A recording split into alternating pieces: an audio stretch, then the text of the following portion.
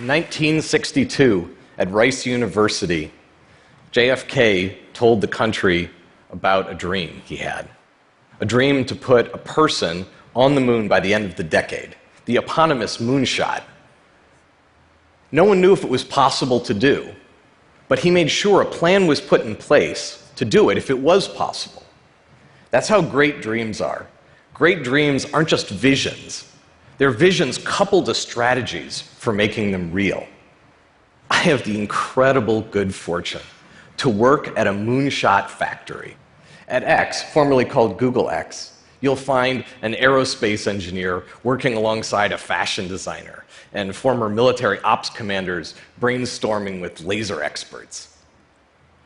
These inventors, engineers, and makers are dreaming up technologies that we hope can make the world a wonderful place. We use the word moonshots to remind us to keep our visions big, to keep dreaming. And we use the word factory to remind ourselves that we want to have concrete visions, concrete plans to make them real. Here's our moonshot blueprint. Number one, we want to find a huge problem in the world that affects many millions of people. Number two, we want to find or propose a radical solution for solving that problem. And then number three, there has to be some reason to believe that the technology for such a radical solution could actually be built. But I have a secret for you. The moonshot factory is a messy place. But rather than avoid the mess, pretend it's not there, we've tried to make that our strength. We spend most of our time breaking things and trying to prove that we're wrong. That's it. That's the secret. Run at all the hardest parts of the problem first. Get excited and cheer, hey, how are we going to kill our project today? We've got this interesting balance going where we allow our unchecked optimism to fuel our visions, but then we also harness enthusiastic skepticism to breathe life, breathe reality into those visions. I want to show you a few of the projects that we've had to leave behind on the cutting room floor, and also a few of the gems that, at least so far, have not only survived that process, but have been accelerated by it.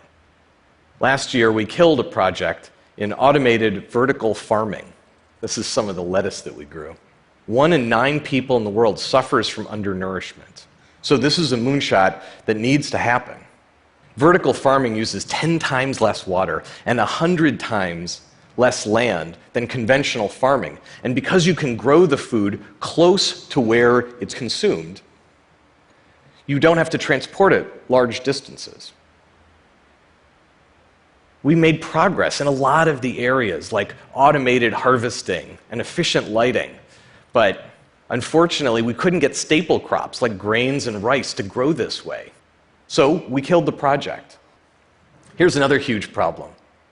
We pay enormous costs in resources and environmental damage to ship goods worldwide. Economic development of landlocked countries is limited by lack of shipping infrastructure. The radical solution? A lighter-than-air, variable buoyancy cargo ship. This has the potential to lower, at least overall, the cost, time, and carbon footprint of shipping without needing runways. We came up with this clever set of technical breakthroughs that together might make it possible for us to lower the costs enough that we could actually make these ships inexpensively enough in volume.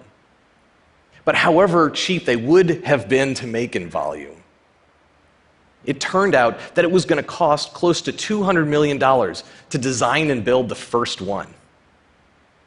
$200 million is just way too expensive because X is structured with these tight feedback loops of making mistakes and learning and new designs. We can't spend $200 million to get the first data point about whether we're on the right track or not. If there's an Achilles heel in one of our projects, we want to know it now, up front, not way down the road. So we killed this project too. discovering a major flaw in a project doesn't always mean that it ends the project. Sometimes it actually gets us onto a more productive path. This is our fully self-driving vehicle prototype, which we built without a steering wheel or brake pedal. But that wasn't actually our goal when we started. With 1.2 million people dying on the roads globally every year, building a car that drives itself was a natural moonshot to take. 3.5 years ago, when we had these Lexus retrofitted self-driving cars in testing, they were doing so well, we gave them out to other Googlers to find out what they thought of the experience. And what we discovered was that our plan to have the cars do almost all the driving and just hand over to the users in case of emergency was a really bad plan. It wasn't safe because the users didn't do their job. They didn't stay alert in case the car needed to hand control back to them. This was a major crisis for the team. It sent them back to the drawing board. And they came up with a beautiful new perspective. Aim for a car where you're truly a passenger. You tell the car where you want to go, you push a button, and it takes you from point A to point B by itself. We're really grateful that we had this insight as early on in the project as we did, and it's shaped everything we've done since then. And now, our cars have self-driven more than 1.4 million miles, and they're out every day on the streets of Mountain View, California, and Austin, Texas. The Cars team shifted their perspective. This is one of X's mantras. Sometimes shifting your perspective is more powerful than being smart. Take wind energy. It's one of my favorite examples of perspective shifting. There's no way that we're going to build a better standard wind turbine than the experts in that industry. But we've found a way to get up higher into the sky, and so get access to faster, more consistent winds, and so more energy, without needing hundreds of tons of steel to get there. Our Makani energy kite rises up from its perch by spinning up those propellers along its wing, and it pulls out a tether as it rises, pulling energy up the tether. Once the tether's all the way out, it goes into crosswind circles in the sky. And now those propellers that lifted it up have become flying turbines. And that sends energy back down the tether. We haven't yet found a way to kill this project. And the longer it survives that pressure, the more excited we get that this could become a cheaper and more deployable form of wind energy for the world. Probably the craziest sounding project we have is Project Loon. We're trying to make balloon-powered internet, a network of balloons in the stratosphere that beam an internet connection down to rural and remote areas of the world. This could bring online as many as 4 billion more people who today have little or no internet connection. But you can't just take a cell tower, strap it to a balloon, and stick it in the sky. The winds are too strong, it would be blown away. And the balloons are too high up to tie it to the ground. Here comes the crazy moment. What if, instead, we let the balloons drift and we taught them how to sail the winds to go where they needed to go? It turns out the stratosphere has winds that are going in quite different speeds and directions in thin strata. So we hoped that using smart algorithms and wind data from around the world, we could maneuver the balloons a bit, getting them to go up and down just a tiny bit in the stratosphere to grab those winds going in those different directions and speeds. The idea is to have enough balloons so as one balloon floats out of your area, there's another balloon ready to float into place, handing off the internet connection, just like your phone hands off between cell towers as you drive down the freeway. We get how crazy that vision sounds. It's the name of the project to remind us of that. So since 2012, the Loon team has prioritized the work that seems the most difficult, and so the most likely to kill their project. The first thing that they did was try to get a Wi-Fi connection from a balloon in the stratosphere down to an antenna on the ground. It worked, and I promised you there was bets that it wasn't going to. So we kept going. Could we get the balloon to talk directly to handsets so that we didn't need the antenna as an intermediary receiver? Yeah. Could we get the balloon bandwidth high enough so it was a real internet connection?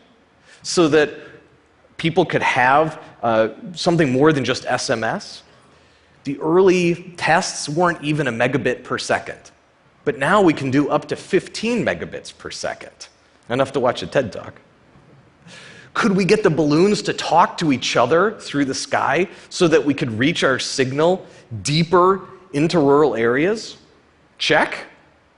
Could we get balloons the size of a house to stay up for more than 100 days while costing less than 5% of what traditional long-life balloons have cost to make? Yes, in the end, but I promise you, you name it, we had to try it to get there. We made round, silvery balloons. We made giant pillow-shaped balloons. We made balloons the size of a blue whale. We busted a lot of balloons. Since one of the things that was most likely to kill the Loon project was whether we could guide the balloons through the sky, one of our most important experiments was putting a balloon inside a balloon. So there are two compartments here, one with air and then one with helium. The balloon pumps air in to make itself heavier, or lets air out to make it lighter. And these weight changes allow it to rise or fall, and that simple movement of the balloon is its steering mechanism. It floats up or down, hoping to grab winds going in the speed and direction that it wants. But is that good enough for it to navigate through the world? Barely at first, but better all the time. This particular balloon, our latest balloon, can navigate a 2-mile vertical stretch of sky and can sail itself to within 500 meters of where it wants to go from 20,000 kilometers away.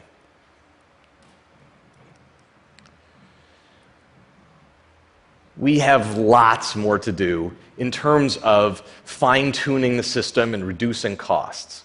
But last year, a balloon built inexpensively went around the world 19 times over 187 days. So we're going to keep going.